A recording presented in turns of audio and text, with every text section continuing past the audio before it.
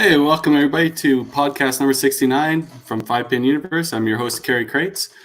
We will be doing those giveaways later in the podcast, so hopefully you stick around, chat with us, and you maybe get some free merch from All Star Bowling Sales, who's our sponsor for this episode.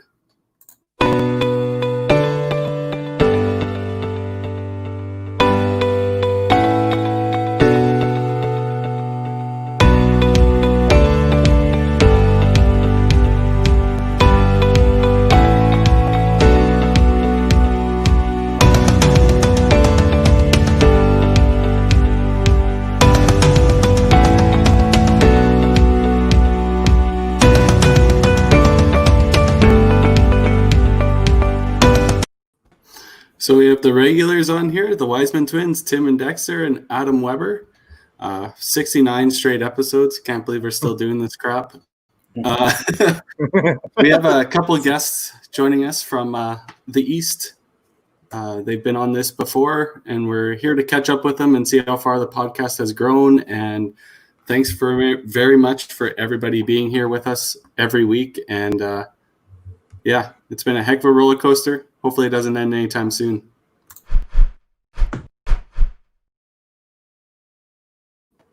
Mr. Jeff Young and Mitch Davies. Hey guys. Hello guys.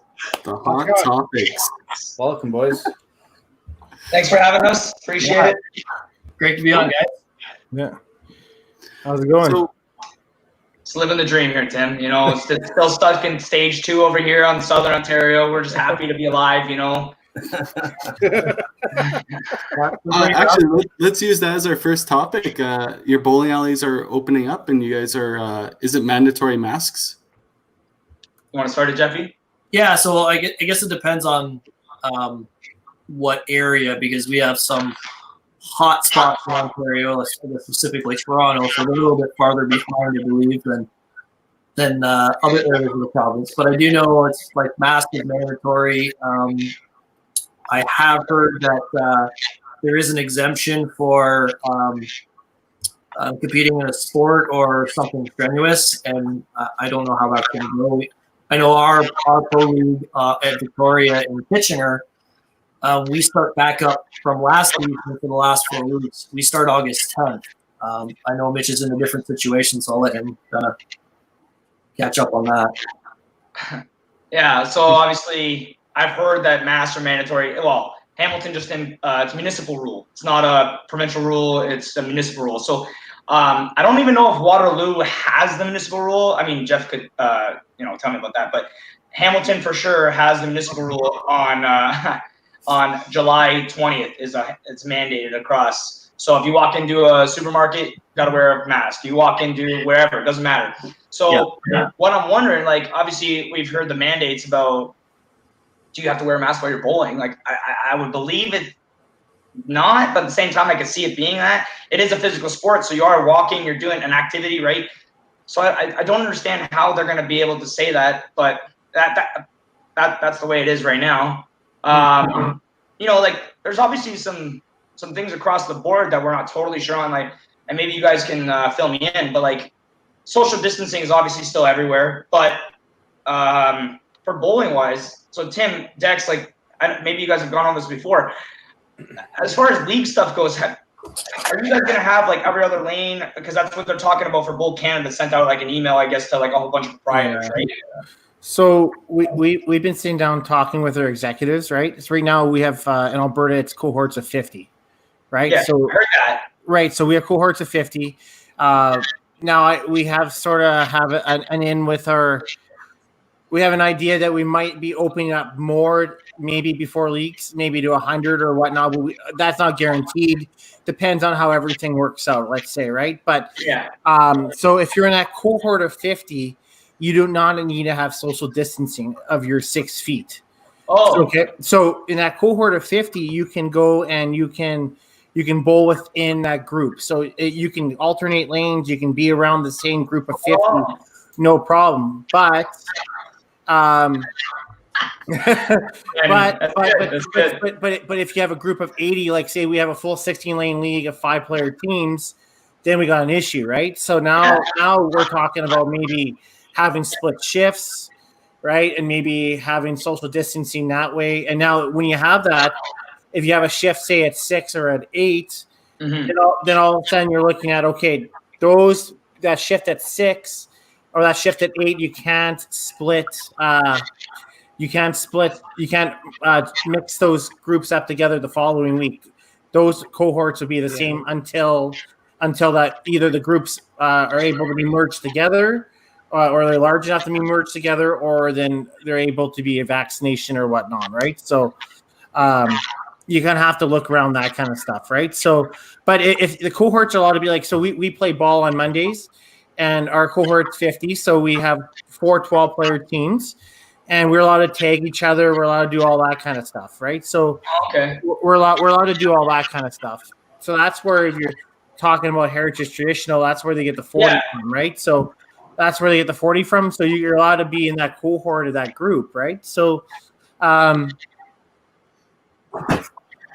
masks are not mandatory in Alberta. Kenny said that straight out on, thank God. On I think Monday, was it? He straight out, he said that. But I know down in Calgary, their mayor mentioned that he's looking to maybe make it mandatory, and that's a municipal thing, right? Yeah. Up in Edmonton, and I know in Red Deer they haven't talked about that at all. So it all depends on that aspect. Now, if they decide to if somebody wants to wear a mask, then that's up to them, right? That's completely up to them and how they want to deal with that. So that's up to them on that aspect. Yeah, I was just wondering about the cohort part, because we don't have that here the way that they're rolling out stage 3 at all. Like it's basically like you show up to bowling and you have to social distance and you have to go like opposite lanes, or you have to do shifts or whatever the case may be. So I mean we can get right into it if you guys want, like the reasons why like I started the leagues and I'm starting the leagues in January. If that's if you guys want to talk about that, we can get to that. Yep.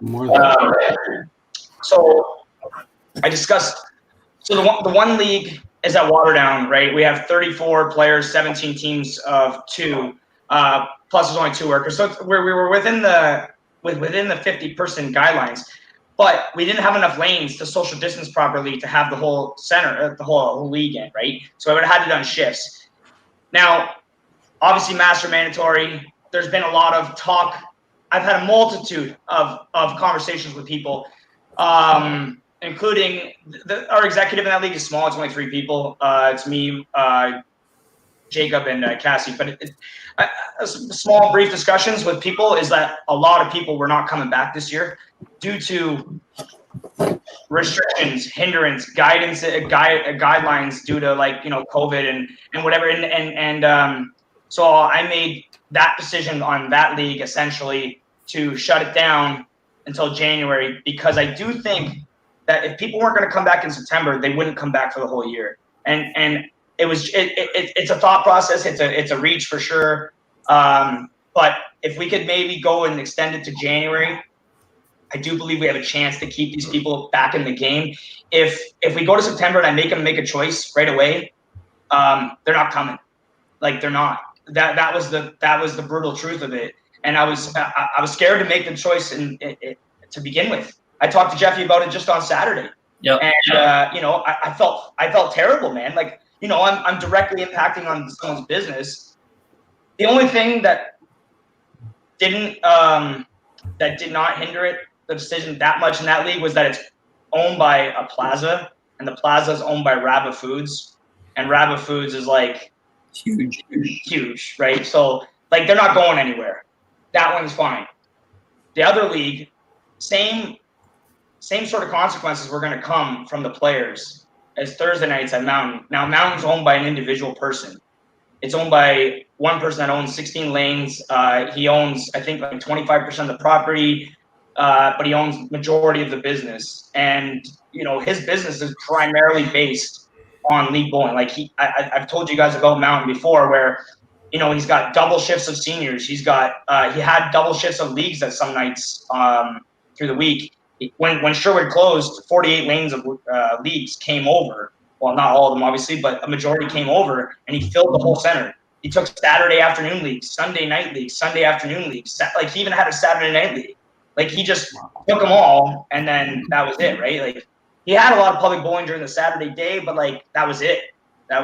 And so he, I notified him, and I haven't heard back from him. I notified him 2 days ago, I guess it would be, of the decision, and no, I haven't heard back. So, I mean, obviously he's going to be a little upset, and I hope, obviously we can get past it. I didn't mean it to be, wrongdoing towards his business. I don't want this guy to lose his business. I want to be able to have somewhere to go bowl when it's all done, and I totally understand it. It's just like, if I bring that league back, it's 36 players we had in that league for an 8-lane league, but we had 9 teams, so every week someone team would be on a bye. So every week we had 32 people coming in. We were looking like we were going to be down to like 16 probably. So I was like, if I don't shut it down, we might not get them back. And if we have a 16-player league, that atmosphere just gets destroyed too, right? People start to see that, and they're like, well, people aren't playing anymore, so I'm not going to play anymore. And I'm like, God, I just think this might be the better option. Well, that math works out anyways, right? You play half a season with 32 people rather than a whole season with 16. It's the same equivalent, except now the center's open in that time period. Maybe they can get some open play in there during that league. This is another thing too. He's an 8 up, 8 down, and he has a 35 something, like a 35 or to 40 person league downstairs. So we couldn't, and our rules are not 50 per floor. It's 50 per building. Like, it doesn't matter if you own a movie theater. They're saying you can only have 50 in it. So yeah, it's crazy. So I'm like, well, maybe he can move his lane, he can move his leagues upstairs and downstairs and have one full league. And you know what? If I would hate to see it, I hope we can come back in January, and I hope things are better and we can, have less guidelines and less restrictions. And I hope things are okay. I really do. Yeah. If he tells me, no, Mitch, they're not back, and he's got to keep these lanes the way they are, I mean, it is what it is. We made that decision. We dug our grave, and we're going to live in it, right, on July the 15th or 14th or whatever it is. So that might be the case, and I hope not, because I still want to be able to play, but I just hope it's not. That's all. Especially what you say. You guys are in such a different dynamic than we are out here, right? I mean, you guys have your population density, your COVID counts, and everything else it's huge compared to what we have out here. So I mean, we're fortunate. I know our premier out here, he wants us to open up and have the economy going, and that's what he wants, right? So he has two different trains of thought, right? And Ford's pretty cautious on your end, right? So he's absolutely cautious, and you know what, Tim? I don't blame him in a way either. I mean, I'm kind of in the middle ground. I don't know where to like. I as a business owner, we see that other side where we want to open up, but dude, there has to be I don't know. I don't know what the best option is, but I see both sides, right? So anyway, personally, Tim, I'm all about the economy, man. I can care less about this fucking virus. I really don't care. I'm just saying, I personally don't care. Like, and I understand it's a real thing. I'm not going to sit here and say, oh, it's the government conspiracy. Like, no, it's a real thing. But at the end of the day, people have to make money, and this country has to survive, sure. Right? Like, it's one way or another. I don't know how you're seeing all this stuff because you're not on Facebook, right? So I don't know how you're seeing all these updates and stuff like this. I see your Snapchat updates, and you're doing pretty well with your renos in your backyard. So you're making pretty dope money right now, considering. I'm making pretty dope money. I'm not sure what Bull's selling $12 sandwiches, but I'm doing okay. Inflation is going to be a bitch at TPC this year. That's for sure. Yeah. Well, I mean, if you guys want to know, Facebook, I'll tell you a brief story about how it went down. So obviously March happened and COVID and whatever, and all I could see was everybody posting a bunch of stuff about, stay home, like it was their fucking job or something. And I was like, you know what? I'm done here. I'm done with this. Yeah. So I left, and then I came back for 2 days just to post that thing in the leagues, to let the leagues know, like, this is how it's going to happen, guys. Like, I hope you guys are all safe. You know, everybody's okay, whatever. And I turn it on and I see someone complaining about light bulbs on another house. And I said, yeah, enough of this shit. And then I was like, yeah, I see, someone complaining about not wearing masks in a business or something like that. I'm like, you guys have nothing better to do? Like, go, you know, figure it out. And you know what? I won't sit here and say that I'm no better, because I've done things many a times where I complained on Facebook multiple times. Okay, I'm not gonna say that I'm any better, but it was just pretty freaking bad, and I just didn't want to take it anymore. That's all. But you know, I'm happy to be back with you guys. You know, and I talk to some of you guys, you know, pretty frequently. Tim, I talk to you all the time. You know, and I'm glad to see you guys are all right. You know, I hope, you know, we can come back to Heritage, and I hope we can all have a beer together. And you know, I just want to enjoy like a nice weekend. You know, and I was actually this close. I talked to Bobby Kite yesterday. Bobby Kite calls me, and he's like, do you have anywhere you're staying for Red Deer? And I was like, you know what, Bobby, like, I'm like this close to not going. And it had nothing to do with like, I don't know.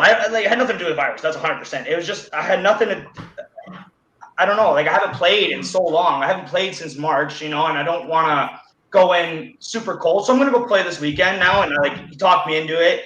And I was like, yeah, you know what? I'm just going to be happy to see people and relax and have a beer and chill. And, you know, that to me is the most important thing. Social aspect of the game. Yeah, absolutely competition. You know, I always like losing my money to Adam somehow.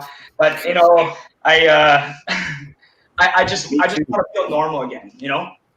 Yeah, for sure. The one thing that I'll say too, like kind of echoing a few things that Mitch has been talking about, is like my biggest fear for this situation where bowling is that mainly that people are going to realize, there are going to be people out there that are going to realize they don't miss bowling as much as they thought they were going to. And I do think the sport's going to hurt, but kind of going along with what Mitch has been saying about starting in January, in September, they're going to come up with an excuse, probably a valid one, but an excuse why they can't bowl. And then they're going to say, well, what's the sense? I'm not going to bowl the whole year. But this way, at least he has a chance to get these people. Hopefully everything kind of, you know, progresses and we're in a better situation come January. And those people aren't going to have those concerns or excuses of why they aren't going to bowl a league, and he might get them back. But if you go to September, you know, they're just going to write the whole year off, and then they're gonna find something else to do. Just look at the way the summer's going for things. I mean, we can't play ball. We're not fortunate like you guys are to be able to play ball. Everybody's golfing. You know what I mean? Like, yeah. Like most courses is like it's like a 4-day wait just to get a tee time, because you can't do anything else, right? So, you know what I mean? Like, I think stuff. Sports are going to shift if we don't, you know, really plan carefully on the next 6 months to a year on that kind of like landscape of where bowling is going to be. It's sort of interesting too, because like we've actually seen a fair amount of like relative enthusiasm to come back bowling. We've had some seniors come in just to hang out and say hi, and we've had some bowlers come in that are like, hey, like, we haven't been bowling in a really long time. We just want to throw some balls. And they weren't even like, they're not even diehard bowlers. They're just, you know, we were talking before this started, like Thursday 9 o'clock bowlers just, you know, came in today because like, man, we just been itching to bowl and whatnot. And so there has been a bit of a relative enthusiasm, considering at this point is kind of like the normal off season, right? You've had your 4 months off, and now they're kind of sort of itching to get going, unless you're Adam or Carrie. Neither of them have shown much enthusiasm. I haven't thrown a ball either, right? But I really do think, though, guys, I really do think that in the West, you guys are going to be fine, and I really do. I said it to me yesterday, and I really do think that in the West, you guys are going to be perfectly fine. If anything, if you guys can survive, you might lose a center or two. Like, there's no doubt. Like, whatever. I mean, it is what it is. But I'm saying, if you guys can survive, you're going to make more money in a couple of years than you ever have. Do you know what, Mitch? You're right. I was looking at it today. Like, I think our leagues and stuff and our involvement is going to be. I think we're going to be. Oh, sorry, I might get a COVID, but I feel like we're going to be okay. Like, we're talking about our match play league, and and I already have like 18 people on the wait list already for Sundays. Yeah, like, you're good. and it's just crazy to think that like people are already thinking about it, right? And yeah, Shut up, okay. John. Yeah, hey John, they said you're not allowed on the flight, so that's perfect. But I think we're gonna be fine. Like, and it's crazy. Like I threw that COVID singles thing out there because people were just, oh, let's just do that, and I have over 130 entries already, right? So, I think Alberta's gonna be fine. It's just finding the right niche or the right people to be interested in it, and we're going to lose some people, but we got some people interested in YBC, or we already got phone calls for some leagues and stuff in already interested. I'm interested. I'm interested because like hockey, like how other sports are going to be in there, right? Because basketball might have issues, right? You know, like some other sports might have issues, right? Hockey's going to have some issues, ringette and those other ones. And I think that's really going to, if we can get in and bowling and show it's a safe sport, right? If you can really somehow figure that out, you might be able, this might be bowling's out here. At least I feel we can maybe make that something worth our while, right? But at least for one season too, we might actually get some of the snowbirds back too. Yeah. There's a lot of people that are like quit to go like live down south in the summer or in the winter, and none of them are going to be able to go, right? So agreed, Ryan. And let's be honest too, like you're talking about snowbirds, like what's the likelihood of the border opening anytime soon? My personal hope is not a lot. I hope they keep it closed till Christmas. Like at least. Sorry, Walt. Yeah, no, yeah. I mean, I love my American friends, but oh man, I'm grateful for where we are right now. No, they're that's staying close. And Timmy, the thing is, all you can test to it. Like look at the heritage we've got. I saw I asked Carrie there for the sign up sheet. And I looked at it, and somehow, some way, I don't make it on any like list. I don't understand. But I looked at it and I said, "Holy fuck, this thing's full!" Like I said, so just show that. Just look at that, and that just shows how many dedicated players you guys have. We tried that here right now. You'd have like 4 people, and I don't even know if I'd be one of them, man. And that's the thing. It's because. Fuck, this mask thing drives me insane. I swear to God. I don't feel comfortable. I don't want to do it. I will do it. I will walk into a store. I will wear it.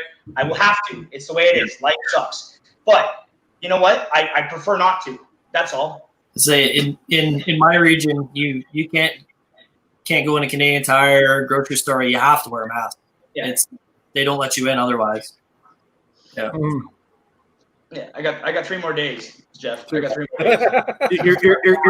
you're gonna stock up, aren't you, Mitch? Yeah.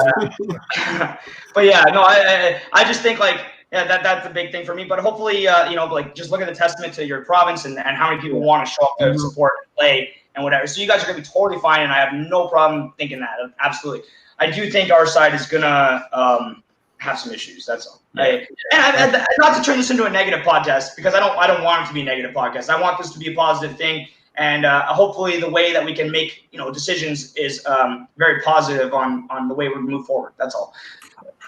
See, but the crazy thing is like when you do talk about like masks in bowling centers, right, or in like say recreational centers, how can you wear a mask if you need to have a drink of water or a Gatorade or all that kind of stuff, right?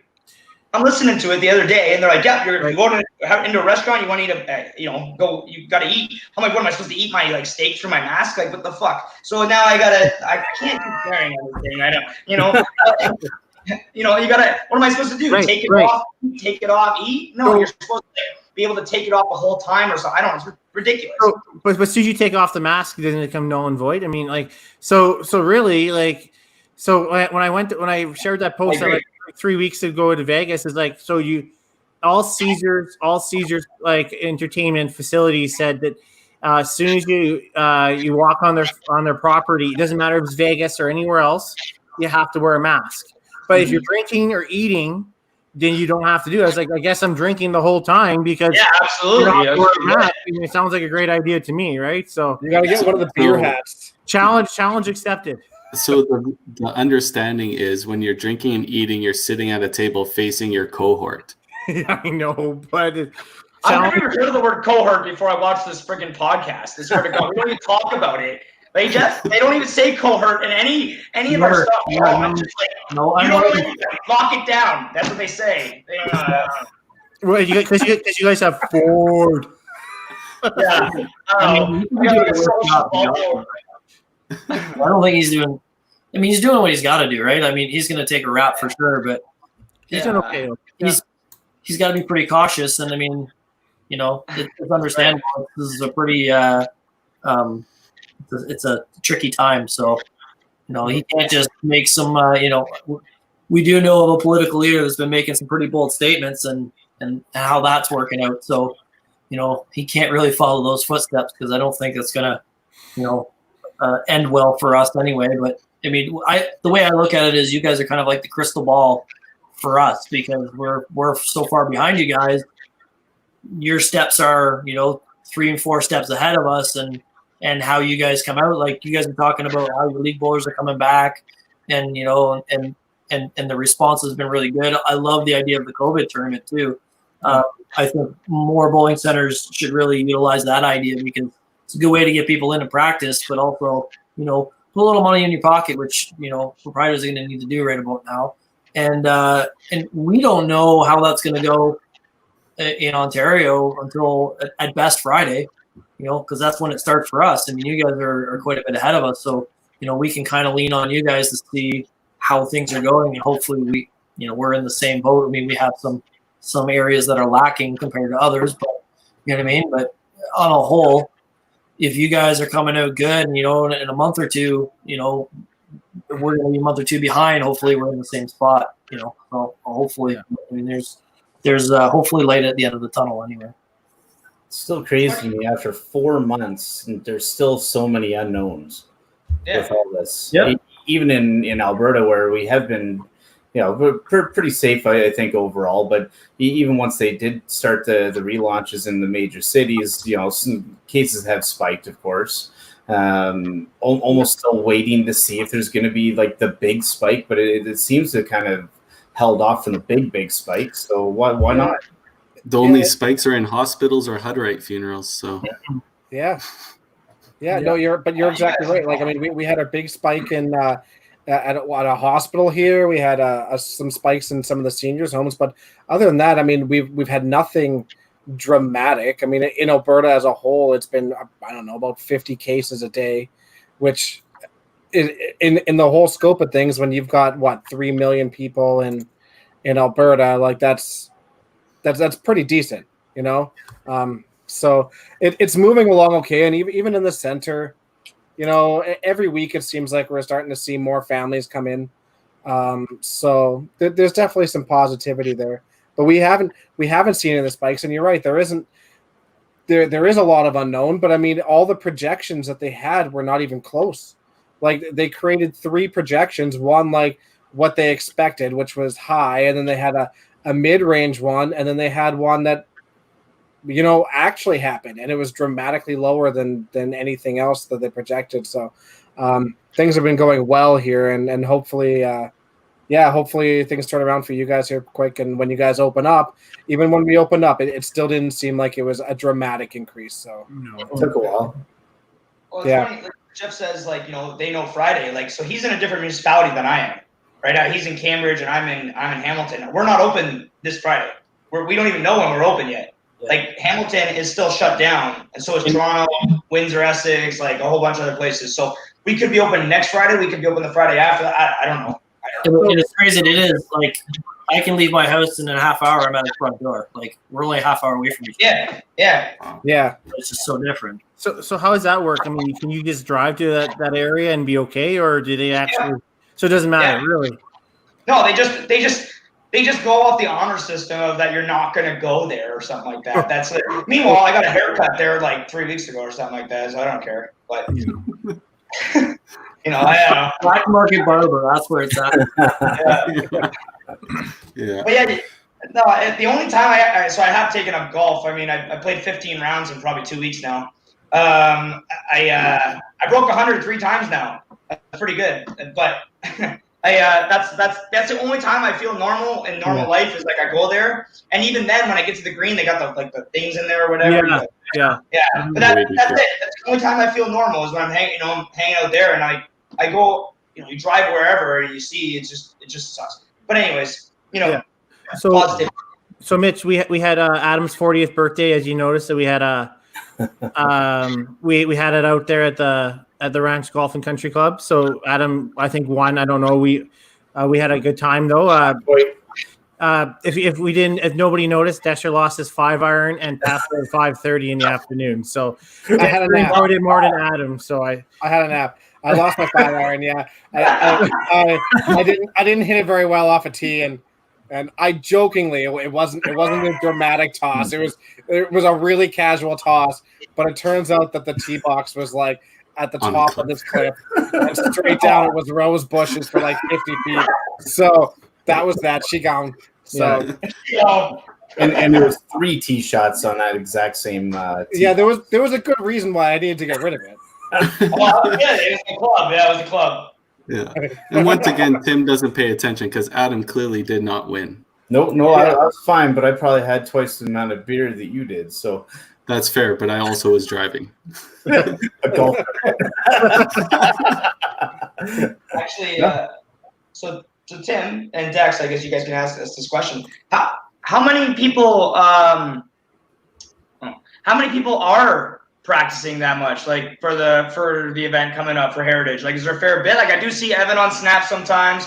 I see Bobby had gone to Calgary. Maybe you guys know. Yeah, I mean, Dex has. Adam hasn't. Kerry hasn't. I haven't. I've been once. Dexter hasn't. Bradley's come in. I know Bradley's throwing some balls. I haven't. Dexter's thrown like 6 shifts in the COVID Cup. Gary Goulash has. Like, people have come out though. They've been practicing. Like they're prepping up. Yeah, I mean, there's a couple other ones coming out this week, so they'll get there. Schultz is probably the one that's the warmest now. He's probably thrown 5 or 6 shifts too. But Schultz is not playing though, right? And he, and he's not playing though. Yeah. No, his kids do that weekend, I think. So yeah, no, that's good. Gotcha. Yeah, but yeah, no, a fair amount. I mean, I'm going to say probably 15 to 20 people, anyways. And Len came out once. This bald guy over here just keeps chirping like no tomorrow. He's like 140, and he doesn't even know how to use a computer. But actually, I don't even want to talk about my using a computer because before this podcast it was terrible. But you know what? That guy over there barely has running water in the city he lives in, or town he lives in. Like, Jesus Christ. You got a community bowling alley, okay? Might as well be ran next to a swimming pool. Like, get out of here. Why do you think he shaves his head? It's for aerodynamics in the pool. Yeah, bowl a couple of games, go in the pool, sit in the sauna. That's what they do over there. So, Jeffy, we have a question for you. All right. So now that you have a newfound free time overload, are you going to be coming up to any of these tournaments, hopefully when COVID is over? Yeah, I mean, if everything goes well, I think I'll be there for TPC. I haven't thrown a ball since March. I have no desire to. I guess I'm going to have to shortly because, like I said, league's going to start back up in a couple of weeks. But, that was kind of on my roadmap anyways to start, trying to get in and playing some more tournaments out west, or just more tournaments in general. But yeah, I mean, not quite ready to do like the Heritage, but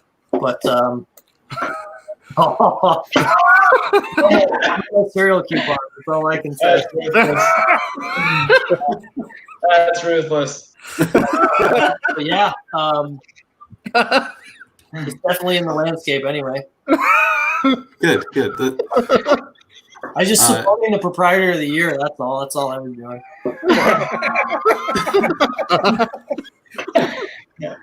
Oh yeah. No, obviously seeing you at TPC, was it last year? Yeah. We'd like to see you out here more often, man. Yeah, I mean, the Wisemans can attest. Like, it's stuff when you're running a bowling center to truly get away. And in my situation, wife and I owning a small town bowling center where I have like 2 staff and they work 1 day a week together. You really can't get away a whole lot. And even when you do, you're not in the right frame of mind. You kind of, I don't want to say you resent the game, but you really get burnt out. And, looking forward to having the free time and maybe not being burnt out so much. Sure. Absolutely. All that fishing has got to give you lots of energy. You're just sitting there drinking beer, I'm pretty sure. The one thing I've heard is that vitamin D is a great combatant for COVID, and I'm getting a lot of sun. So. I tell you, the one thing that's like given me enthusiasm and it's like, kind of got rid of that getting burnt out. I guess, I had 3 months off of bowling, which hasn't happened in a while, but we had our meeting with, a couple of people this Friday that we're looking at the center for when we're doing the tour finals there, and some of the neat stuff that they have ideas coming in. So the tour finals are going to be a lot of fun. It's going to be super neat. So that definitely got me motivated. That's for sure.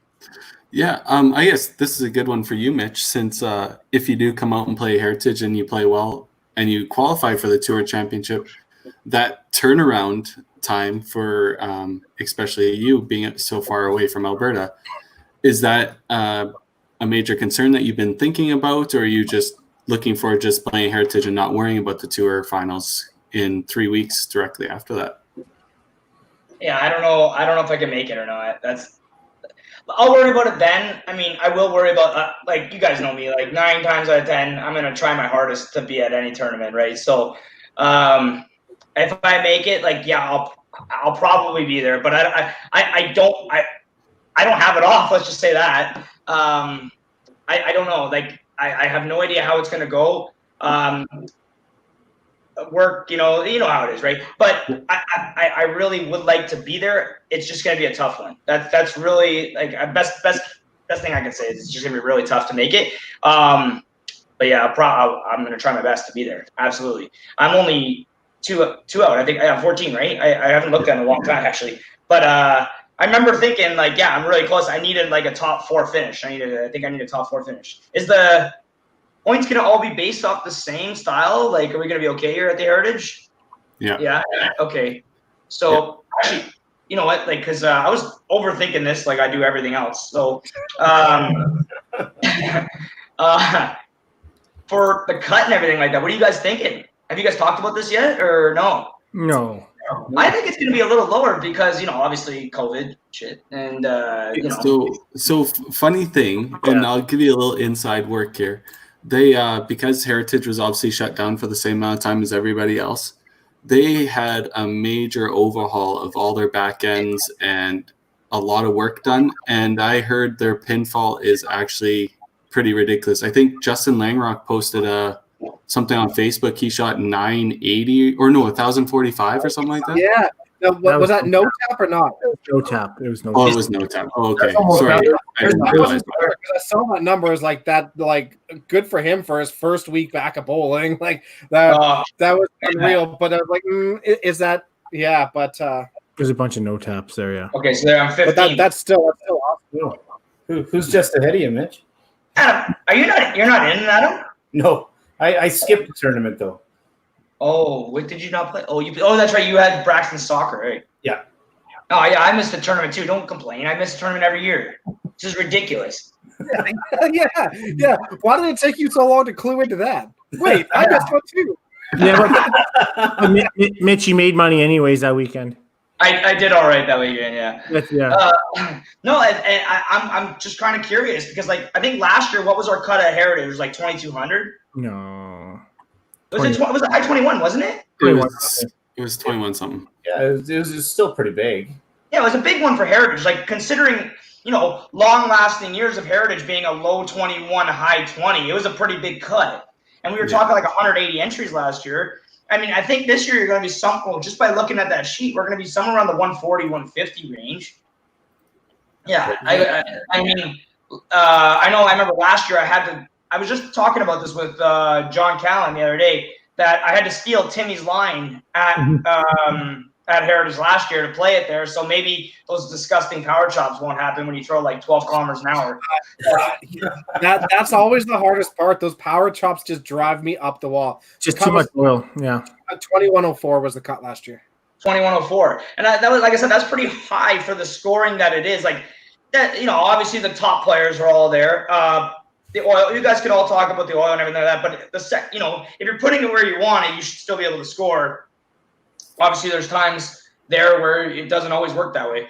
But I'm looking more towards like a lower cut. Like I truly think that the players who are maybe a fringe player who are looking to play a tournament right now, like who looking to take their next step and go play that higher caliber tournament, they should be taking those extra spots that are still there. I just messaged Cindy today and I told her, put me on the 2 shifts that aren't full because I got to play. I got to play whatever because I don't know if I'm going to be, you know, tip top shape enough the first shift to make it there.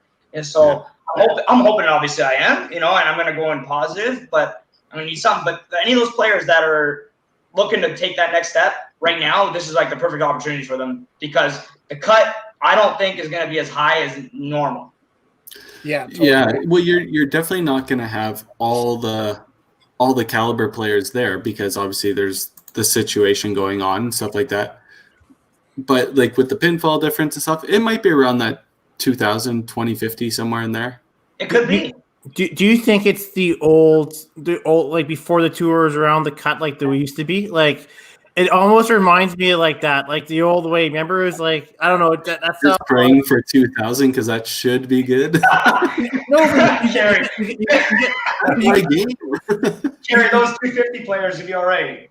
But you get my point. You get my point. Remember when we used to play when it was like maybe I still think you're going to have a really good showing there, right? But I mean, not saying the caliber isn't there, but the caliber isn't there. Like the numbers are. The numbers aren't. It's just simple math, right? Like we can only have a max of 240 entries, and you know all those entries on there are double shifted. We're going to be somewhere around the old numbers. Remember that? Like you know when you guys first came over, 160, yeah. So I mean, I think the numbers have now we're going to have actual science on the fact that numbers before, numbers pre-COVID, and then numbers like after COVID stuff and everything like that, we're going to be back to where we were. And you know what? If you can get 150 entries in a cash tournament during a friggin' pandemic, I think that's pretty good. So, you know, that would be pretty sweet. I think if we're at that 2050 range, I remember Regina, you know, when I first started coming back in 2010 or 2011, whatever it was, cut was only like 2060. I mean, I'd be walking in there and you're thinking, okay, like this is a no-brainer. Like you're going to make it at 2060, you know? And then as the years go on, you know, it starts getting to that 22, 20, and you're like, okay, I don't care how good you are. It's so tough. You need a good day. Yeah, I think it's going to be, really good for those players. Like I said, they're looking to take that next step. Hopefully right now they take that opportunity. Yeah, I think the biggest factor for those fringe guys is that most of the pros are not going to be, you know, seasoned right now. Absolutely. So nobody's coming in really sharp. You're going to have a few guys that are out there practicing a few times a week and all that. Now that there's still plenty of name talent out there, and that's why I still think there's going to be big scores, especially, you know, giving a few of these bowlers 2 or 3 shift opportunities. I still think your top 40, your top 60 are still going to be right in the mix. And it could very easily be, you know, 2060, 2070, somewhere like that. But I still think it's going to be significant. It's not going to get down to 2000. No, I don't agree with that. I agree with that, Adam, absolutely. But I would be willing to put a wager on it that I wouldn't be over 2080. So I was wrong on the cut. I went back to find the stats, and that's from 2 years ago. That wasn't from last year's. The last year's stats are not on the website. So are they on the WCBT Facebook site? It'd be on Facebook from way back, so we'd have to scroll through that. That being said, there was 165 entries that year, and that was the cut of 2104. 2 years ago. 2 years ago. Did we get to 200 last year? Yes. Yeah, I thought so. So 200 in May, and now we're looking at $150. Even if we had $140, right, in August of a pandemic, that's, like I said, it's pretty good. Yeah. Oh, for sure. Because I mean, what did Bayshore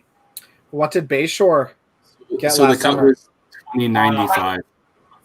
which is still great for the summer, right? Oh yeah, it's Like it's that- 12 links there too, right? Right. So exactly. So like that's a great number for the summer. But then you add in a pandemic. I think 150 is an absolutely incredible number for sure. Absolutely, yeah. And So- go ahead, Gary, go ahead. Right. The cut was 2095 in 2019. Really? Yeah. Wow, Close that on seems it. really Close low. on But Mitch. it's a tougher house, man. Like it always Oh has yeah, been. I know it's a tougher house. I just remember it being bigger. I don't know. Maybe yeah. Maybe I'm wrong. They're all easy for Mitch. It's all right. They're all easy. Everything. I remember everything bigger. Yeah. Just because, Mitch, just because you were top qualifier last year doesn't mean everybody else shot really good. Was I? 23, 28. Timmy, thanks, buddy. Thanks for your shitty line. Hey, but he didn't make it past the 32s though. Yeah. Because I beat you in the No, brackets. that was the 16s. I remember because I tried to put my foot through the ball return in the 16s. Yeah. Yeah, and I yelled a C-bomb in front of my girlfriend at the time. Her grandparents were there. It was a good time.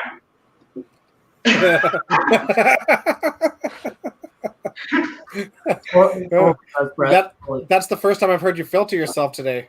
Yeah, I know. We have a question from the chat just for you, Jeffy. Does throwing with the wrong hand give you a mental edge over your opponents? Oh, it totally does. No one plays it less like 10 pin, right? No one plays the line, so I get the fresh lane the whole tournament. I don't got to worry about anybody else. Although I throw a hook, so it really doesn't make a difference. And you throw the ball same enough way that you guys. yeah. You throw the ball hard enough, it barely moves on the lane, anyways. I'll get some break on it. You won in Red Deer. yeah. Valid. No. What's the next topic here? Well, so what have you been doing besides just golfing, Mitch? I golf. Nothing? Nice. That's about it. Obviously, there's nothing really we can do, man. I mean, we don't have bowling, obviously, right? And I would go throw games. I would have. They're not open. Honestly, man, you really can't do anything here right now. Still, you can go golfing. That's it. That's literally it. Yeah. That's literally it. That's We it. know- Wait, we know what else to say? We know Sorry? what Jeff's been doing. He's been hanging up those sweet monitors up on his wall. Yeah, I am doing a reno in my backyard right now. Get in on that. That's actually pretty sweet, though, eh? Are you watching Cake Boss? No, What is that?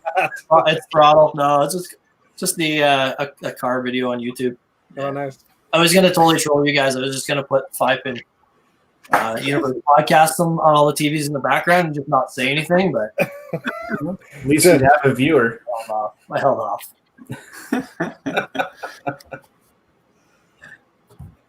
Yeah. So other than that, I obviously I'm doing a reno in my backyard right now, but actually I had this crazy idea. So Jeffy messages me right when he's selling, right? And he goes, I might have some lanes available, whatever. So again, overthinking. I start debating on how much it would be to put a set of lanes in my backyard. Machines with machines as well. What's that? Sorry, Jeff? So with machines as well. Yeah, machines, lanes, put it in a seed container, put it in my driveway is from my back to my front is something like 108 feet or something like that. So I was like, I could do this, man. And you know what? So I'm 13 feet across on my driveway, all the way back. I'm like, I could level this out. I could put the seed container here, get the things built in on the bottom, get monitors for up top. And I'm like, screw the backyard. Fuck it. I don't need to sit anywhere. I could just, I could just have a couple bowling alley in my backyard, right? And I'm thinking, how much is it going to cost me? So I start looking stuff up. I start figuring it all out. And it was going to cost me like $45,000 to do everything. To get the seed container built in properly with the heating involved, electricity, everything. And I'm like, well, I mean, my backyard's supposed to cost me $35,000 anyway. So what's the difference? 10,000. 10,000's the difference. I'm I'm still thinking about my dad. I call my dad up and my dad, I got this idea, right? And he goes, okay, let's hear it. And he goes, you're an idiot. Jimmy.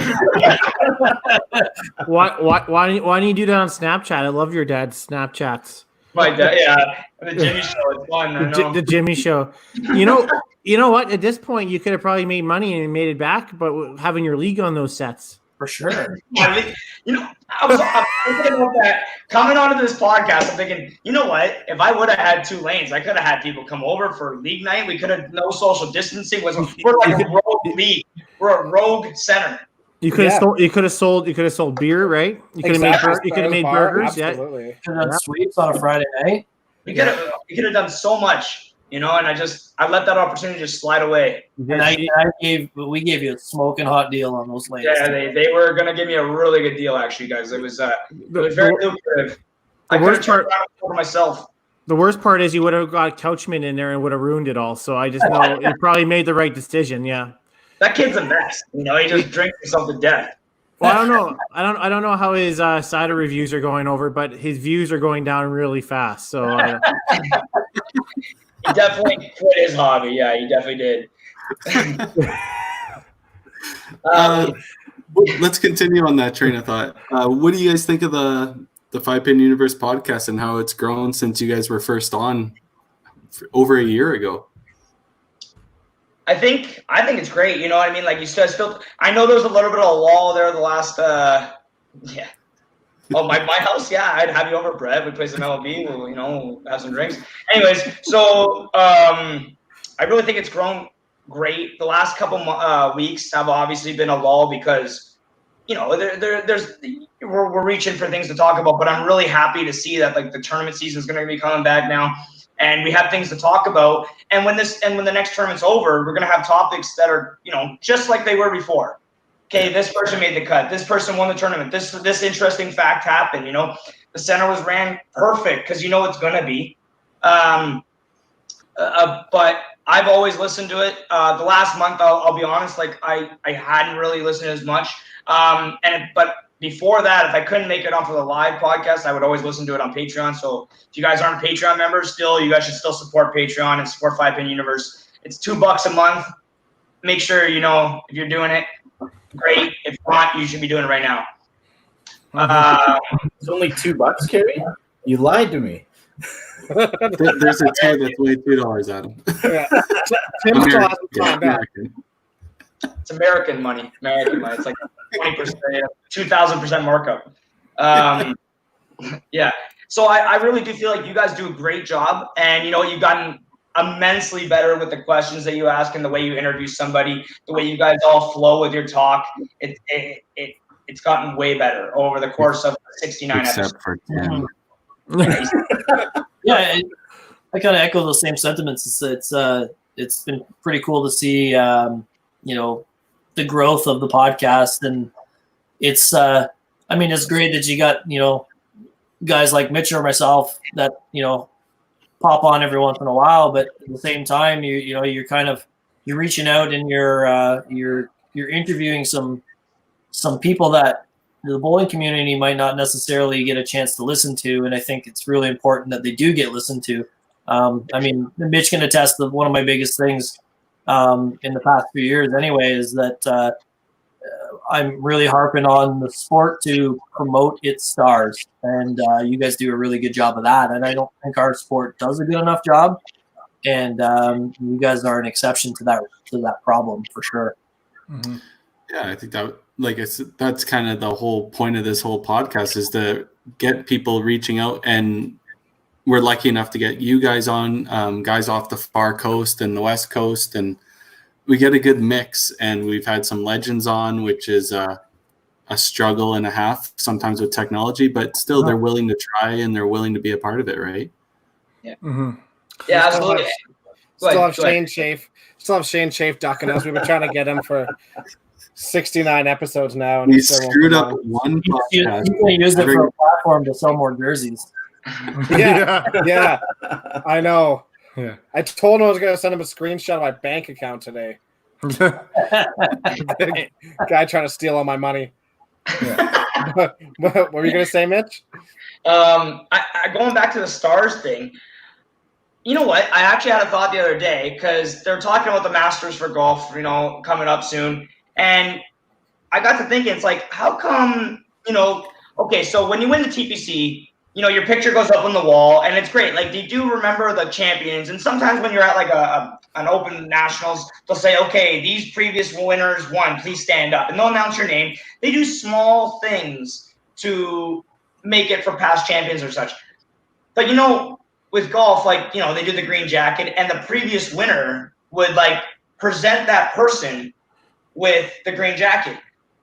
Maybe like, considering like the stars and the history of the game, like a lot of people don't remember who won last year's tournament for whatever the case may be. It's because, we're all quote unquote professionals. We all think we can beat that guy on any given day. And that is the truth. But that guy had his moment for one time. Maybe, we bring up the past champion to do certain things like hand over the next championship or whatever the case may be. Say wins the TPC, you might get that shirt, be like, okay, well, now that shirt, that same standard shirt that's been sent to one man, we're going to hand it off to the next guy. I'm glad you're saying that about the WCT because, I mean, if it was club tour, what, you're just going to give yourself a jacket? Like, The key. No, I agree on that. I mean, like, I don't know if you know the Masters, the previous winner, like, for example, so last year was Tiger Woods. Tiger Woods was the previous winner, right? I think it was. And they didn't play Masters this year. So Tiger Woods actually goes and he actually has the winners have a champions dinner. So all the previous champions dinners go and they make their own dinner beforehand too, right? And all that kind of stuff. Yeah. I don't know. Brett's just a freaking troll. He needs to shut it sometimes.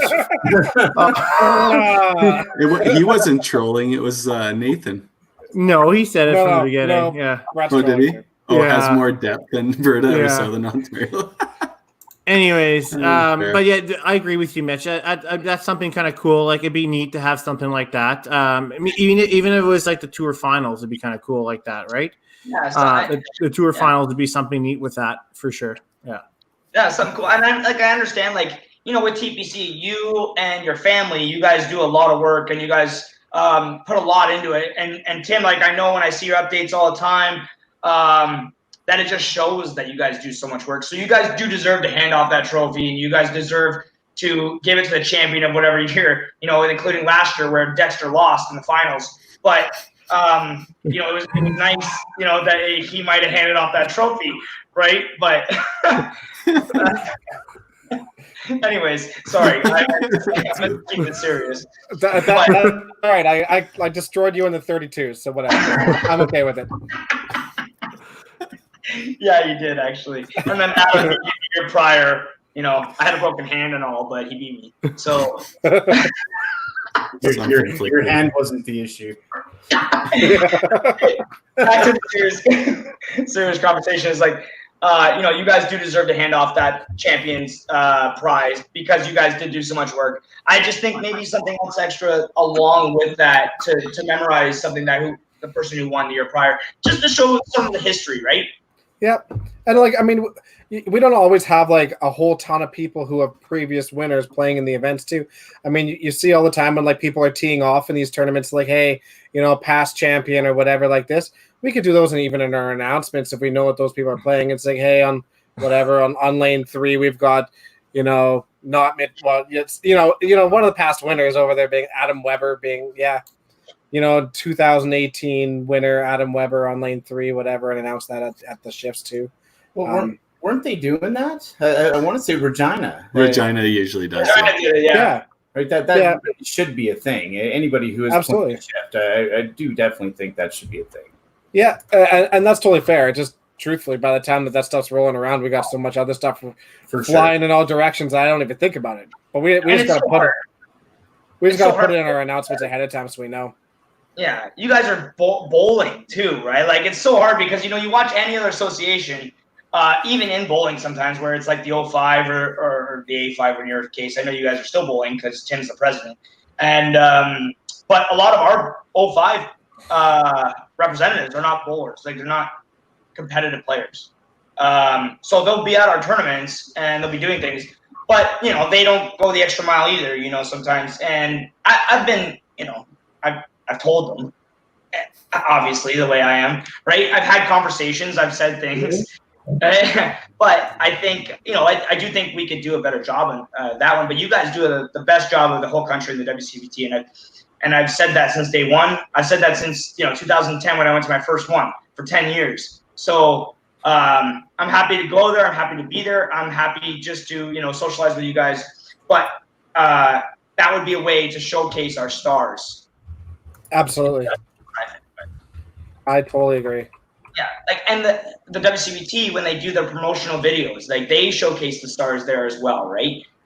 Whether it be from the West or the East, they do showcase it just as long as you're a member, and even sometimes if you're not a member, they actually do showcase you, and that should show you people who aren't members that they do care about the whole broadcast of the game and the whole broadness of the game, right? So that's what I think. Yeah, obviously, being a part of the WCBT and stuff, they try and promote their membership because that's a huge priority. But it's not always a member that wins the tournaments. Prime example: Matt Schultz winning Regina. A couple of years before that, Brad Mullins winning Regina. Right? You have those outliers that either don't want to be a part of the membership or they don't make the other tournaments. So what's the point of spending the extra cash? But you still have to showcase those players because they're part of the sport. Yeah. Right. Yeah. And I mean, we obviously know Brad Mullins and Matt Schultz are top players in the game, right? You don't have to be a WCBT member to be considered one of the best, and we know that. But to be considered, to be considered the best, you have to dedicate yourself enough to go all in on everything. That's the way I've always considered it. And I've always said, in the last couple of years, I've admitted that Adam, would be better than myself. But he's dedicated himself to every tournament too. You know what I mean? When he plays the WCBT, he's the most dedicated. But I've always looked at myself and trying to be the most dedicated to play every single tournament I possibly can to try to win these, to show, to prove to myself that I can be the best. Mitch, I want to refer you to the hints for the mystery guest here. In the bottom right, it says best inch for inch bowler in Canada. No one better than me under 5'. No one. You should see the list of things that we came up with. Yeah. Yeah. What else do we have? This is a no hold barred podcast. It's the Small World is his walkout song. Glass hands. Yeah, glass wrist. Okay, so hold on. So as when you say walkout a song, nothing could be worse than when I walked out to back by Drake and I lost in the first round at the Invitational. Okay, so nothing could be worse than that. Oh, whatever Len comes out to, that's pretty bad too. Hard to be humble. Sure. Hard to be humble, yeah. What did Scotty say there? I didn't read it. I'm sorry. Oh, no worries. He said, "Don't think it means you're not as good. Good if you don't." Obviously not. Oh, you're absolutely right, Scott. No, absolutely not. It takes a lot of time and money and commitment to it to play everything on the tour for sure. That doesn't mean there aren't a lot of phenomenal players that just don't have the opportunity. No, but the idea is those are the players that need to be spotlighted because they are the ones spending all the cash, all their time to do that kind of stuff. And if you don't promote it, if you don't highlight them, that portion of the sport goes away, right? Mm-hmm. Yep. I truly think you need to dedicate yourself to be considered the best. And if you're not playing the tour, if you're not there is other aspects. There's Masters, the Open, blah blah blah. You want to play everything, but you should be dedicating a good portion of your time towards it if you want to be considered the best. Now, not everybody's like that. Some people don't care about being the best. Some people don't care about that. But I know I am. I know that's the way I am. I want to be the best. And, I've never shied away from that ever. I've never said that I don't want to be the best. I've never sugarcoated it. I've always said that's what I want to be. Yep. So if you want to play it, you got to play against the best. How do you feel, Jeff? Trevor Cook. That's a joke to me, okay?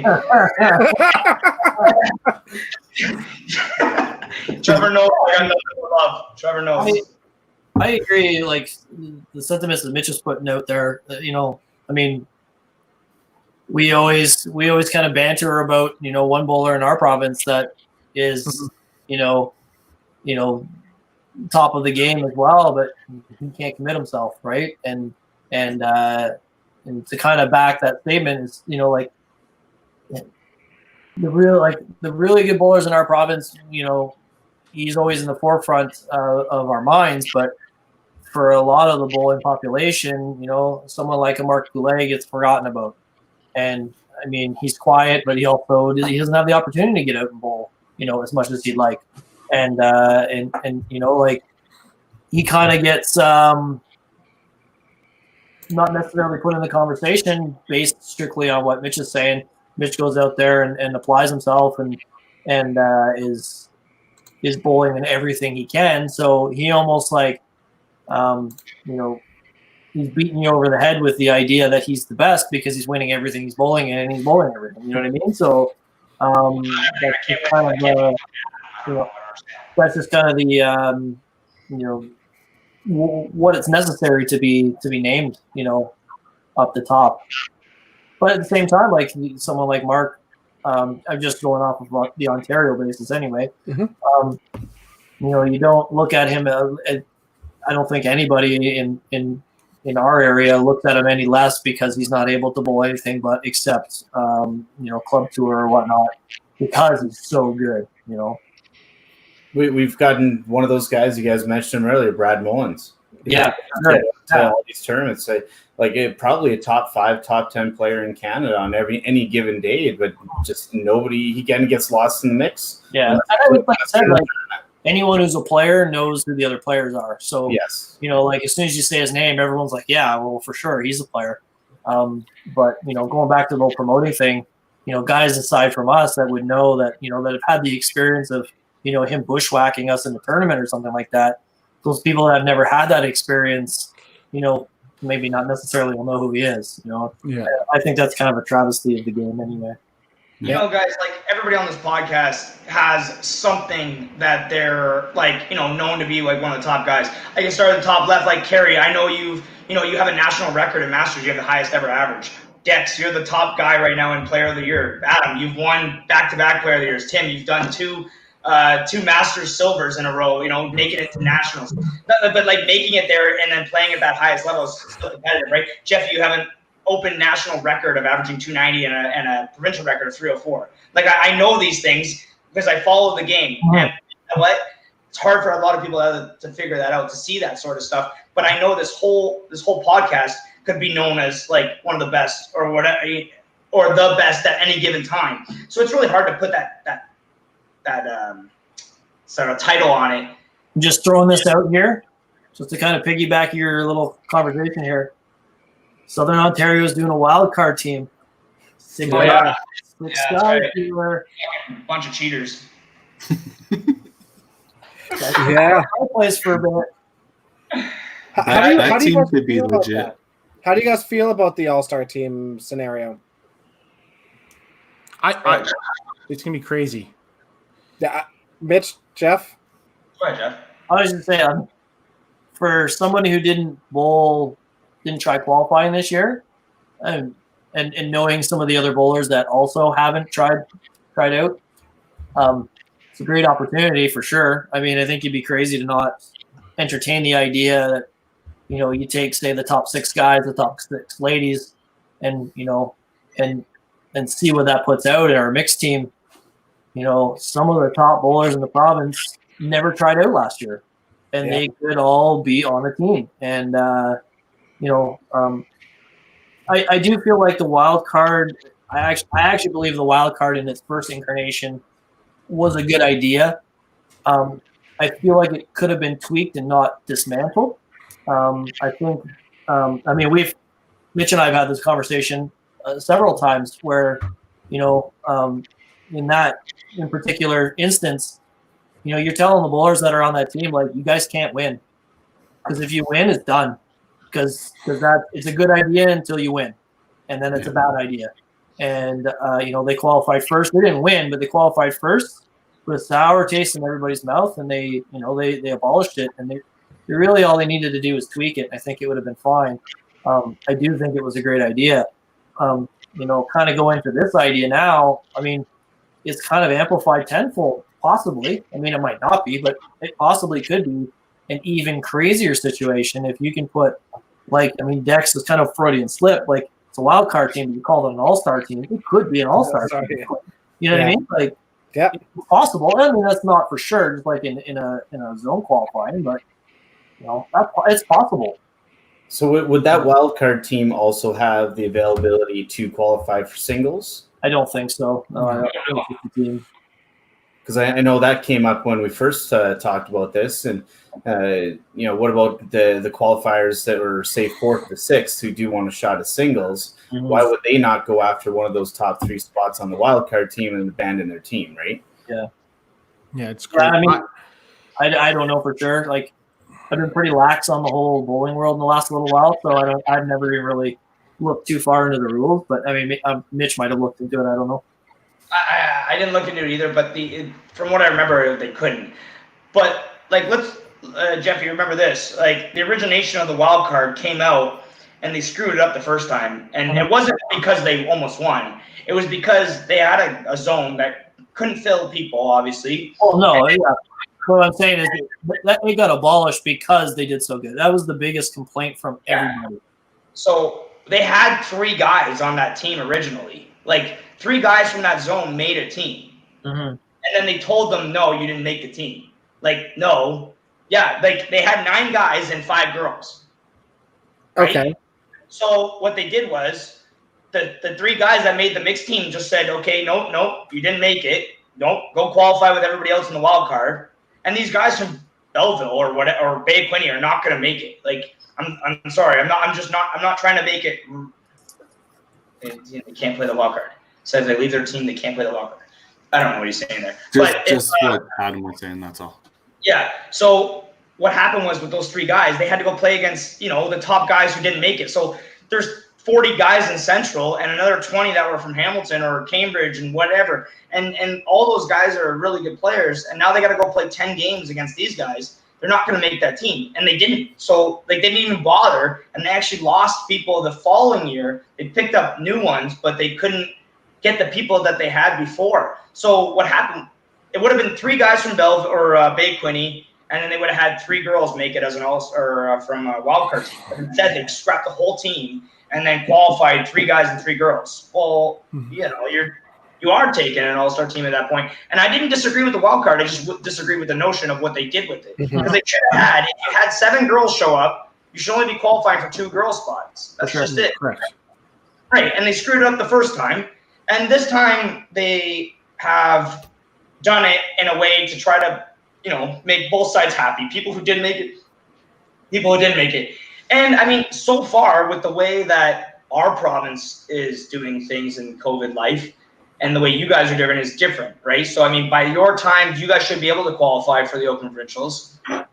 We might not. Yeah. You know, we seriously might not be able to qualify and come to that. So, looking back, they probably made the right call. You know, at first I was pretty upset with it too. I did think they should have restarted. I have a really good team, but I did think that, and like I said, I have a good cohesive unit for that team. I like everybody on the team. Do I think they should have restarted? Yeah, I do. But looking back now, they probably made the right call. Yeah, to me, the biggest surprise was just how quickly that call was made. Like, it was instant. I mean, obviously with everything going on with COVID, things change constantly. And I was just surprised that, like, it was just an absolute instant decision. And nowhere else in the country has it been that way. I'm not saying that's a bad thing. I was just super surprised that it was like, okay, the Open is canceled. Boom, this is what's happening. Done. Well, what I was surprised is we had our meetings and our presidential meetings and whatever, right? And usually we kind of like, hey, what are you guys doing? What are your plans? Whatever, and else like this, and we kind of keep in contact. We're all on the same page, and then boom, that happened, right? It was like, oh, okay, well, whatever. I mean, you do whatever you want. I mean, that's your own prerogative. Everybody has their own different scenarios, and then I sat back. It was like, and Dexter started saying, well, what about All-Stars? Like, and then I thought about it. It was like, okay, Jeff Young didn't play. Okay, Mark Goulet didn't play. Doug Brock didn't make the team. I'm like, oh, that could be just a nightmare. Like, that could be just. And I think then they're thinking Adam Weber on a wild card team. Whatever. He's not a team player anyway, so it's not a big deal. But yeah. You guys know as well as I do that could very well happen. And you know what? If that is the case of a team, I don't act like when we're playing against Central, when we're playing against Bobby, Jim, Wade, Doug, like all those years we were playing these stacked teams anyways. What's the difference? That's the way I look at it. We beat these teams before and Jeffy, you've been on these teams with me before. We beat these teams that are better than us, and we beat them. So, but I'll also say though that not everyone thinks like we do, though. No, you're right. That is true. They do think they see a name on paper, and then all of a sudden it's game over, and that's just bad thought process, right? Yeah. Yep.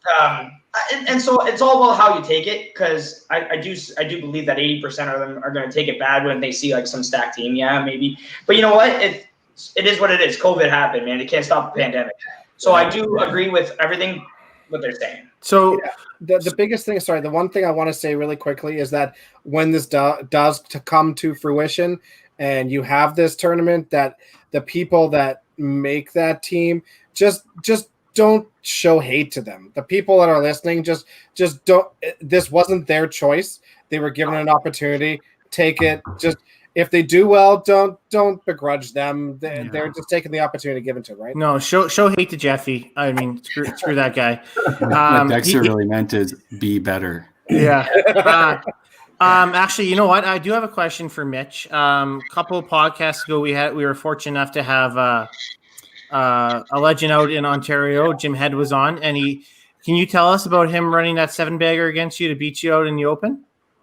Sorry, I want to see that. Since I've been to no, see, Bobby. Hold on. I'm gonna answer that in a second. But see, Bobby, here's the thing: you have been to Central for quite some time, and there was 2 years you actually didn't even make it that we won. I'm just pointing that out. I'm just pointing out the obvious that you've been to Central for a couple years, but there was 2 years, you weren't playing in the provincials. I just don't know where you were. I couldn't see you, couldn't find you, couldn't talk to you, don't know where. Anyways, so Timmy, what was the question? I'm sorry, I don't know. Jim mentioned about he ran a 7-bagger to beat you out one game. Yeah, they always remember the times that they win. They always forget about the times that they lose. That's how you become a legend. That's how you become a legend. You just talk about times you win, because I've never watched before, apparently. I don't know. That was one of the other facts we're going to put up for you there, Mitch. You went 0 for 10 against me in the Pins game at WCPT. Okay. What's that? That's right, Bobby.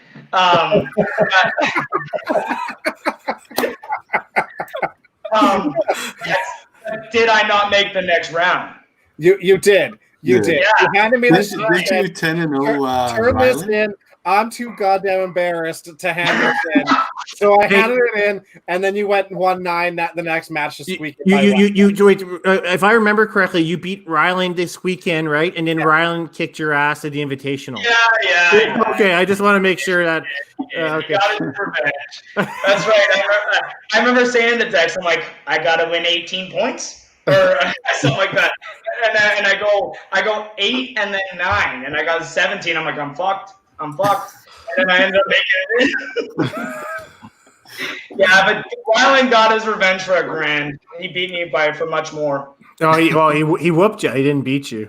Oh, he didn't whip me. I brought him to 50 frames. Okay, let's not forget about this. Okay, let's not tell the story the way let's tell the story it's supposed to be told, Tim. It's ridiculous.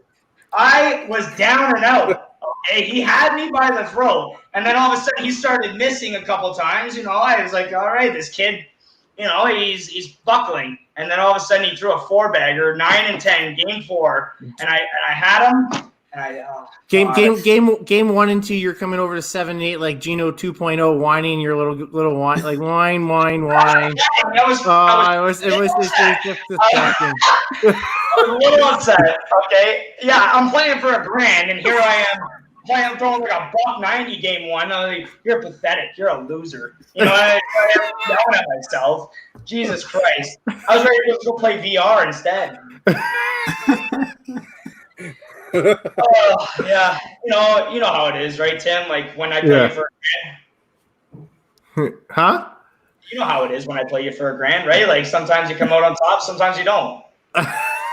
Did I play you? Yeah, the year before when I beat you in the semis. I don't even remember. That's whatever. Tim doesn't remember half the stuff that goes on. So Try not to remember all the losses. Oh no! That was the year before. Yeah, you're right. Yeah. Because you almost had the 24th. You almost ripped the 3-pin out and just lost, like how you lost to Gary Ham. I pinned it out. No, it was just like that because you almost lost. Because you ripped the 3-pin, you're like, I'm going to lose this just like I lost to Gary Ham. You looked at me like that. Gary Ham won, yeah. Yeah. You enjoyed beating us.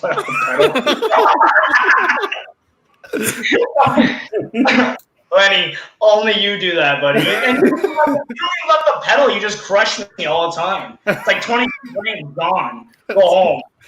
Fucking, he goes, you loser. Go back 4 properties over. You suck.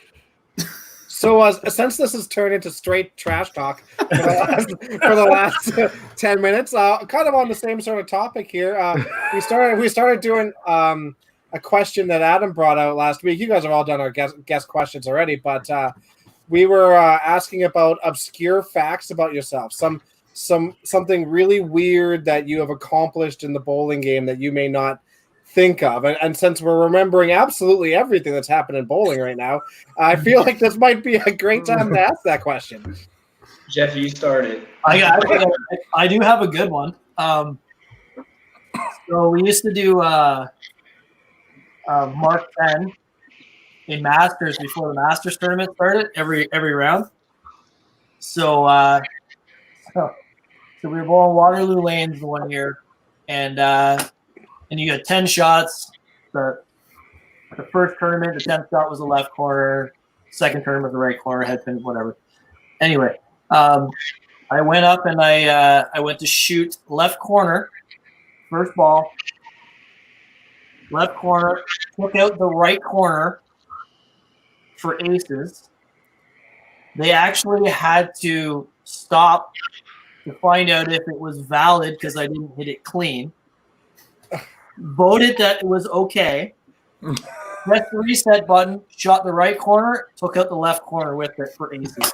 That place wasn't easy either to do that. That was awesome. Crazy. That's all I guess I got a standard one. I don't know about like a funny one or anything like that, but my perfect game I have 13 strikes in. One on the wrong lane? I went on the wrong lane and I drew a strike, and that, yeah. What did you do before you threw the perfect game? Oh, yeah. It was it was a six game tournament. Oh yeah, I remember this, yeah. 6-game tournament. They did it like in the summer, so like a bunch of Duckpin players came up and played. It was in like close to Niagara Falls actually, so they could make like a weekend out of it. And so after 3 games, I had like, I don't know, mid 8, and it was always a really good scoring center, like really good. Yeah, it was Strickland free falls, super good scoring center. So I had like a mid 8. It was only, like I said, 30, 35 players. It wasn't money, but they were only taking like 8 to go in the cut or something like that. So my 4th game, I throw like a $170 or something, $160 or something. I goes terrible. And I go outside. Oh, really, Jeff? I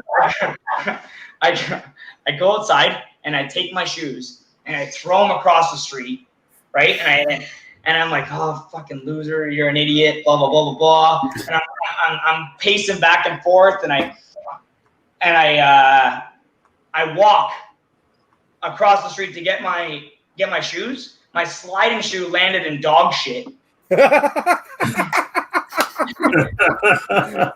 So here I am trying to wipe it off on the grass, and here I am just like trying to like flip it all off and everything like that, and yeah, it's a perfect game. How's that not part of the original story? Yeah, exactly. A unique, like, random fact.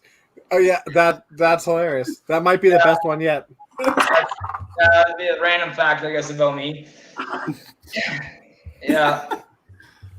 Oh man, Wow. Here, while we're play on that better same with dog topic, shit on your shoe. I got one extra question you guys probably didn't ask on that too.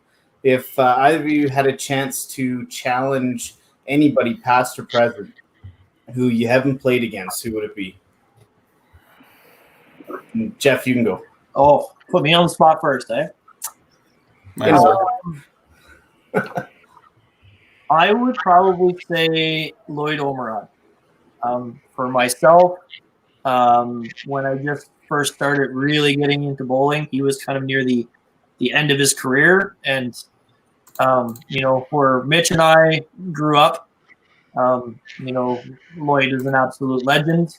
And I just would have really enjoyed, to see what his game was really like, especially in his prime. Yeah. I could go the standard answer, and it would be easy for me to say this, but like Frazier in his prime. The thing about Frazier was, like, when I was first coming up, and like still to this day, like, everybody knows me, knows my attitude, knows the way I am, like, and a lot of people have just pretty much accepted it over the last, like, say 10 years. But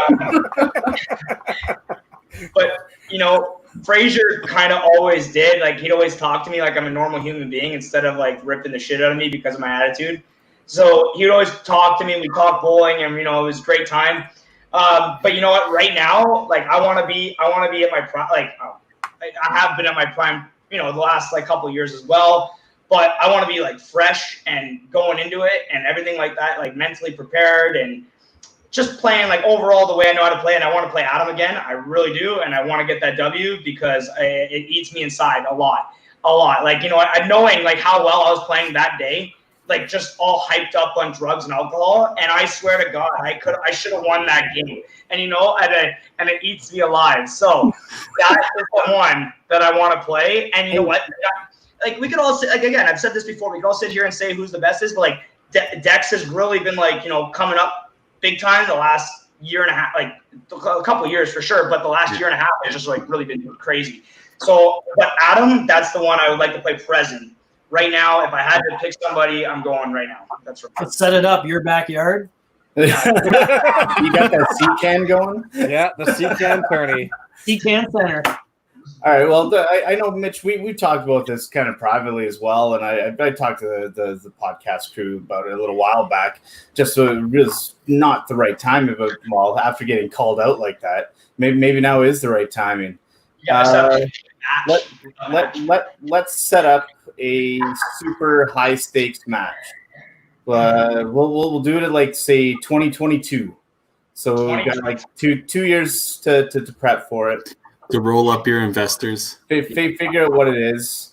Hey, what's the number for like? Hey, you want to go 10K, 20K? You tell me what you want to do. Well, I was thinking we needed to somebody else to put the number out, but I guess we're just gonna throw up like a big number, like 20K. I don't know. I think you got him. He's gonna be 42. I mean, I got age on my side. I'm 30. I'm good. Remember your glass. My back is always broken. My friggin' hand sucks. I don't even know. You know what, Adam? I would love to do something like that. I mean, a charity match. There we go. We could do it for charity. You're backing out already? That's where I feel this is going. No, but I think there's more people that could be involved in the match than just me and you. And I love that idea. I really would.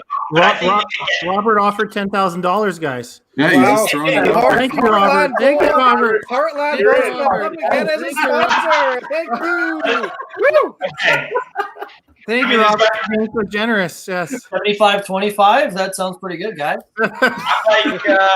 I'm like Floyd Mayweather too, so there's got to be black bases. That has to happen.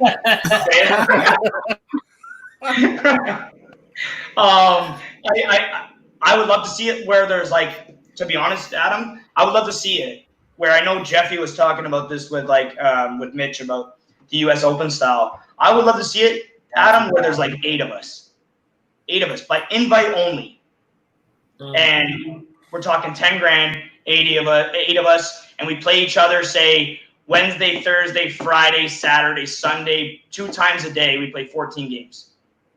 You know, and I'm not saying you have to give up the whole, like, you know, a whole center or whatever. Like, they can still have like a public on the side or whatever. But I think $80,000 speaks more than 20. You know, obviously the number, but I think that there's 8 people deserving of being in that match.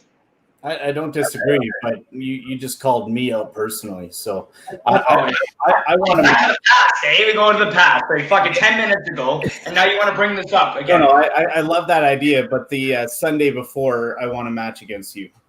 I'm down for that. We could do something nice like that. 2 rounds of one. Yeah. You guys will be all like lit up by some white substance. Yeah. Baking soda? Wow. And Adam, if you want to do that, like we could do something like that for like what, you know, if we did want to do that, like a number, whatever it is, I would be in. I would be in. We could put it on the WCB2 tour. We could do whatever you want. I would be in. But I do think like a big 8-person one would be amazing. No, I agree with that 100%. Yeah. No, that's just, hey, you asked me the question. You asked me the question. Who would I like to pick? And I said Adam, you know, and maybe that's just a testament to yourself, Adam, you know. There you go. No, I appreciate that, man. Likewise. Are you guys done blowing each other now? No, This is, yeah, we get Mitch on here and it turns into 5 Pin After Dark for real. hey, you guys don't call me on here for nothing, okay? That's right. If you guys want real talk, you know, that I'm here for that. I will say everything for real. I'll say everything how it went down. No sugarcoating, nothing. That's the best thing you're gonna get. All right, Dex, let's get this raffle off. We're going to raffle off Nice. 4 items from All-Star Bowling Whoa. Sales. That's a We'll private message everybody that gets drawn. How many are we doing, sorry? 4.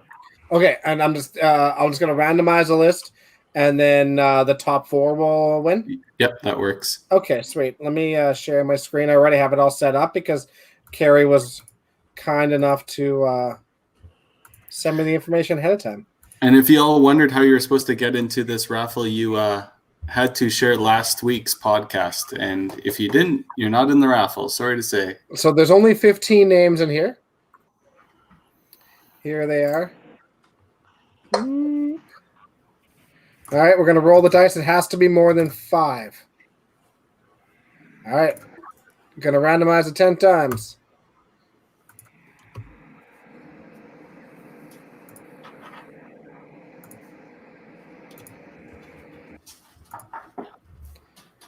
Different names every time so far.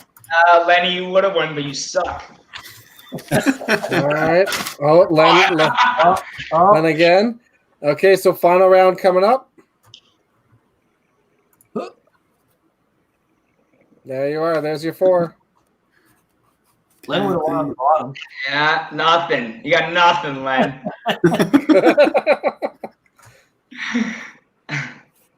All right, we'll private message those people with the details on how they can get those giveaways from All-Star Bowling Sales. And just want to thank you guys again for joining us. You're welcome to stay on the line here while we run our end credits, and we can have a chat afterwards. But thanks again, guys. Thanks for Thanks, having guys. Always appreciate it. Thanks, boys. See you at about episode 90. Yeah, that's right. Sounds about right.